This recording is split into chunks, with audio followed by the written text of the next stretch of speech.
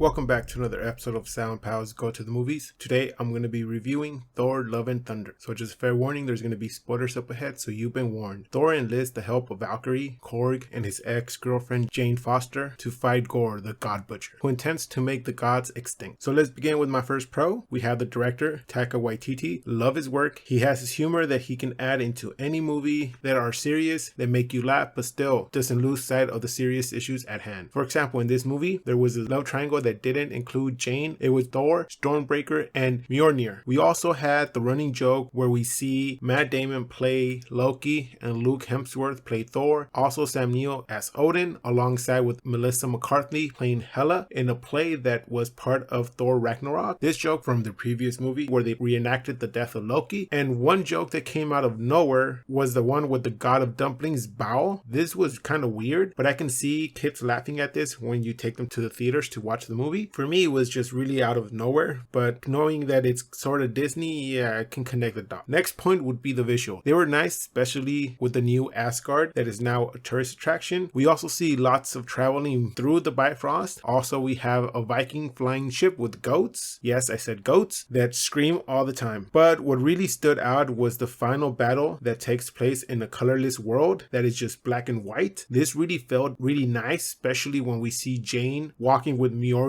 as it's lighting the way. The hammer feels like it's returning the light to this colorless place. Also, the part where they visit the city, the omnipotent city, where we see Zeus, that play was really nice to see visually, and especially everything around it. Especially the part where they fought, the guards were bleeding, they were spilling out gold instead of blood. That was kind of significant for Norseman mythology. Next point would be the music was great. They used a lot of the 80s rock music to the point that Hemdell's son wanted to be known as Axel due to the group Guns N' Roses, because he fell in love with their music on Earth. The music feels like if Star-Lord played these mixes for Thor on their adventure, and Thor just took to the era's music, which fits really well with the director and characters in this movie, because they would play off these 80 references and stuff like that. So that felt kind of right. Next is Gorr, played by Christian Bale. Okay, so this villain comes from the comics from 2012, Thor, the God of Thunder arc by Jason Aaron. And yes, he is visually different in the comics than to the movie due to similarities to Voldemort. But if you ask me, a person that looks human that takes the title of the God Butcher is more terrifying than a supernatural human or anything else. But how the actor brings him to life is what stood out. Also, the arc of Jane having cancer and becoming the mighty Thor also comes from Jason Aaron, but it doesn't happen at the same time. But for this movie, they overlap. It kind of fit just right in a sense that you can have them both together, but sometimes it would overlap too much and try to take the focus off the other topic. So more comic references that I saw in the movie was the Viking ship, of course, the goat. Yes, the goats are actually in the comics, and also some of the fallen gods that Gore killed in the comics do appear in the movie. And with that, I move on to my cons. So I love Taika, but I felt he went too far with his jokes. You know, when someone keeps hitting you with the same joke over and over, but just slightly different to the point that you kind of get tired of it and you want him to stop. Well, that was this movie. From the love triangle between the weapons to the scene from the Guardians, quote unquote, saving civilizations with Thor, all the way to how Thor seemed to be suffering from some missing IQ points. In the previous Thor movies, he was not this dumb, as I would recall. Here, it seems like he was walking and stumbling and causing damage left and right, while people were like, thank you, but no thanks. Please don't help us anymore. Also, I felt that the love triangle between the weapons took over the love story between Thor and Jane. If they would have developed the love story between Jane and Thor a bit more, then at the end, I would have felt more for the characters and would have been more invested on the outcome and how Thor would react. I don't mean to leave out the love and thunder at the end, but couldn't there be a little more build up? The ending did let me down a bit as far as the story behind Gorr goes, but I wanted to have a scene where he is actually killing or torturing a god. Heck, maybe even Thor, since it is in the comic, and that would have been really nice to see in the movie. And by all means, I do not mean that I want the comic book version of the arc in the movie. That would mean that we have 3 variants of Thor in the movie, and I don't need that right now. Also, for Gorr not to be cursed by the sword, but for him to be blinded by his love that he had for his family that would drive him to seek out vengeance against the god and take on the title of the God Butcher. And later for him not to remember anymore why he was on this mission. That would have been a perfect addition to his character. Just like how Thor walked to Jane at the end when Gorr said, don't you turn your back on me, but Thor was like, you won, do what you want, I'm going to spend the last moments with the one I love, and he walked towards Jane. This is the point that Gorr was like, I was doing this for a another reason, and I totally forgot, I was doing it for the ones I actually loved. So I would have liked it if there was more backstory to Gorr, what drove him to be the Gorr that we saw. We did see a little bit, but not enough that would get me invested in villains. I really like villains that we can get behind as to what pushed them over the edge, what got them to be to that point, instead of this magical sword that's slowly poisoning him and making him go mad. Jane, her character was good in the movie, especially how she was a new god coming to and being like Thor's psychic, asking for advice and stuff like that. I wanted more development between actually Thor and Jane and what they meant to each other, so we can go in and basically feel for these two going into battle. One other thing that really bothered me in the movie was, how did Thor give the kids power to be mini Thors? Since when does he have that actual power, and can he give it to anybody or just kids? Because man, if you can do that, I'm pretty sure that I can name a few battles where that would have came in handy and a lot of people would have not died. So my grade for this movie is going to be a 6.5 out of 10. I feel that Ragnarok is a slightly better movie than this one, just because this one didn't know when to end the jokes. Also, I wanted more character development with Gorr and also Jane and Thor and their love relationship. Other than that, yeah, it's not that kind of a strong movie. So that does it for this review of Thor Love and Thunder. Please join us next time where we're going to review Nope. That cloud,